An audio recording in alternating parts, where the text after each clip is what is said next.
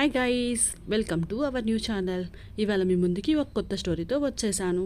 హైదరాబాద్లో ఊరికి చివరిలో ఉన్న ఆర్కే కళ్యాణ మండపంలో పెద్ద ఎత్తున ఉన్న జనాభాతో కలకల్లాడుతూ ఉంది. అక్కడ అన్ని రకాల పువ్వులతో డెకరేషన్ చేసి ఉంది. డబ్బుంటే పెళ్ళి ఈ విధంగా చేసుకుంటారా అనేలా ఉంది. తినడానికి అయితే అది లేదు ఇది లేదు అని అనడానికి లేకుండా రకానికి ఒకటి చొప్పున అన్నీ ఉన్నాయి. వచ్చిన ప్రతి ఒక్కరు అబ్బా ఇలాంటి పెళ్ళి మన జీవితంలో ఒక్కసారైనా చేసుకుంటామా, కనీసం చూస్తున్నాం అని సంతోషంగా ఉన్నారు. మరి కొంతమంది పెళ్లి కూతురు అదృష్టాన్ని చూసి కుళ్ళుకుంటున్నారు. కానీ ఇవేబీ తెలియని పెళ్లి కూతురు మౌనంగా పూజారి చెప్పింది చేసుకుంటూ పోతుంది. కొంతమంది అమ్మలెక్కలు వాళ్ళ చీర ఎంత ఉంటుంది, వీళ్ళ చీర ఎంత ఉంటాయి, అన్ని వాళ్ళు వేసుకున్న నగలే బాగున్నాయా లేక వీళ్ళు వేసుకునే ఎలా ఉన్నాయి అని చూపించుకుంటూ ఉన్నారు. ఆమె గురించి ఈమె గురించి ఇంకో ఆమె ఇలా ఉంది. వచ్చిన సంగతి మర్చిపోయి వాళ్ళు వేసుకున్న పక్కన వాళ్ళకి కనిపించేలా తిరుగుతూ ఉన్నారు. వారు పిచ్చాపాట ముచ్చట్లు చెబుతూ చిన్న సైజు వేడుక చేసుకుంటున్నారు. పెళ్లి కొడుకు అమ్మ నాన్న చాలా ప్రశాంతంగా ఏం పట్టించుకోకుండా తన కొడుకుని కూడలను చూసుకొని మురిసిపోతున్నారు. పెళ్లి కూతురు తల్లిదండ్రులు మాత్రం తన కూతురికి ఇష్టం లేని పెళ్లి చేసుకుంటుంది అని తెలిసినా ఏం చేయలేక ఇప్పుడు బాధపడిన తర్వాత తన జీవితం బాగుంటుంది అని తన కూతురు వైపు చూస్తూ అనుకుంటున్నారు.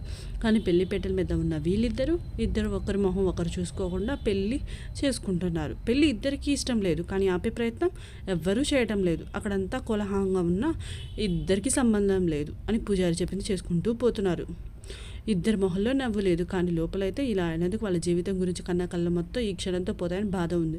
దాన్ని కూడా చూపలేని పరిస్థితి ఇచ్చినందుకు ఆ దేవుడి మీద మొదటిసారి కోపంగా ఉంటుంది పెళ్లి కూతురు.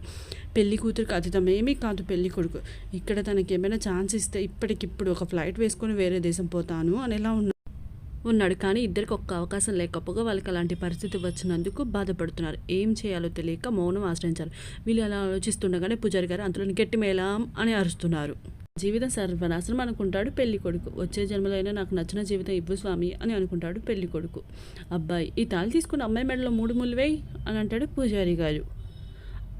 ఆ మాట చెప్పినందుకు పూజారి గారి వైపు ఒక సీరియస్ చూపు చూసి తన తల్లిదండ్రుల వైపు ఒకసారి చూస్తాడు. వాళ్ళు తన వైపు కూడా చూడకుండా సంతోషంగా వచ్చిన వాళ్ళని పలకరిస్తూ ఉంటారు.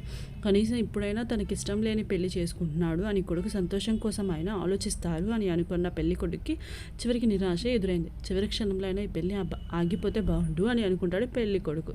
మళ్ళీ పూజారి గారు అబ్బాయి ఈ తాళి కట్టు, ఇంకా చేసేది ఏమీ లేక నుంచొని ముందుకు వంగి తాళి తీసుకొని చెయ్యి ముందుకు పెడతాడు. కానీ చిన్నగా మనకున్న చేతితో తాళిని చేతిలోకి తీసుకొని కనీసం తాళి కట్టే ముందైనా అమ్మాయి మొహం చూడకుండా అమ్మాయి ముందు నుంచొని ఏమాత్రం తను తగలకుండా కళ్ళు మూసుకొని 3 ముళ్ళు వేస్తాడు. ఎప్పుడైతే 3 ముళ్ళు పడ్డాయో అమ్మాయి మెడలో వాటి చేతిలో తీసుకుని గట్టిగా పట్టుకుని ఏడుస్తుంది. అక్కడ ఉన్న ప్రతి ఒక్కరు అమ్మాయిని వింతగా చూస్తున్నారు, కానీ అవేమీ పట్టించుకునే స్థితిలో లేదు. పెళ్లి కొడుకు కూడా ఏంటి అమ్మాయి ఇలా ఏడుస్తుంది, తనకు కూడా నాలాగా పెళ్లి ఇష్టం లేదా, మరి ఎందుకు వాళ్ళ ఇంట్లో చెప్పవచ్చు కదా, ఎందుకు చేసుకుంటుంది అని మరి పలు విధాలుగా ఆలోచిస్తాడు పెళ్లి కొడుకు. చిన్నగా తనకి ఎక్కిలు వచ్చిన నీరు తాగిస్తారు పెళ్లి కూతురు అమ్మ. కొంచెం నీరు తాగినాక మిగిలిన తంతులు కూడా ఇష్టం లేకపోయినా ఇద్దరు మొక్కుపడిగా చేసుకుంటూ పోతున్నారు. కానీ పెళ్ళికి వచ్చిన వాళ్ళు ఇవేవి సంబంధం లేదు. ఎవరికి ఎలాంటి బట్టలు వేశారు, ఎలాంటి ఫుడ్ పెట్టారు, ఎంత గ్రాండ్గా చేస్తున్నారు, నెక్స్ట్ వాళ్ళ పిల్లలకి ఇంకెంత గ్రాండ్గా చేయాలి పిచ్చి పిల్లలు వేసుకుంటూ ఉన్నారు. కానీ పెళ్లి కొడుకు తల్లిదండ్రులు పెళ్లి కూతురు తల్లిదండ్రులు మాత్రం పెళ్లి జరిగినందుకు చాలా సంతోషంగా ఉన్నారు. ఎవరైనా వాళ్ళని చూస్తే ఇట్టే కనిపెడతారు. వాళ్ళు అంత సంతోషంగా ఉన్నారు. పెళ్లి తంతు పూర్తి చేసుకొని అప్పగింతల కార్యక్రమానికి వచ్చింది. అందరూ పెళ్లి కూతురు వైపే చూస్తున్నారు. ఇందాక తాళి కడితేనే అంతలా ఏడ్చింది, పేరెంట్స్ దూరం అయితే ఇప్పుడు ఇంకెంతలా ఏడుస్తుందో అని అనుకుంటున్నారు. కానీ అనుకునేది జరిగితే ఎలా, అనుకునేది జరిగితే కదా వింతగా ఉంటుంది. అక్కడున్న ప్రతి ఒక్కరిని ఆశ్చర్యపోయేలా మౌనంగా వెళ్ళి కారులో కూర్చుంది. ఆ దృశ్యం చూసి పెళ్లి కొడుకు కూడా షాక్ అయ్యాడు, కానీ జరిగింది చూస్తూ ఉన్నాడు. పెళ్లి కూతురు తల్లిదండ్రులు పెళ్లి కొడుకు తల్లిదండ్రుల దగ్గరికి వెళ్ళి నా కూతురు చాలా అమాయకురాలు, తను ఒక్క తప్పు చేసిన చిన్నపిల్ల అనుకొని మరింత దగ్గర ఉండి నేర్పించుకోండి అని అంటాడు పెళ్లి కూతురు తండ్రి. అన్నయ్య గారు మీరేమి దిగులు పడకండి, నేను తనని నా కూతురు లేని లోటు ఎప్పుడూ ఉండేది, ఇప్పుడు తనతో అది తీర్చుకుంటా, కాబట్టి ఇంక నుండి మీ అమ్మాయి నా కూతురు లేని లోటు తీర్చాలి, నేను తనని నా కూతురులాగా చూసుకుంటాను, మీరేమి దిగులు పడకండి అన్నయ్య అని అంటుంది పెళ్లి కొడుకు. చెల్లెమ్మ మీ మీద నమ్మకంతోనే వెళుతున్నా అని అంటాడు పెళ్లి కూతురు తండ్రి.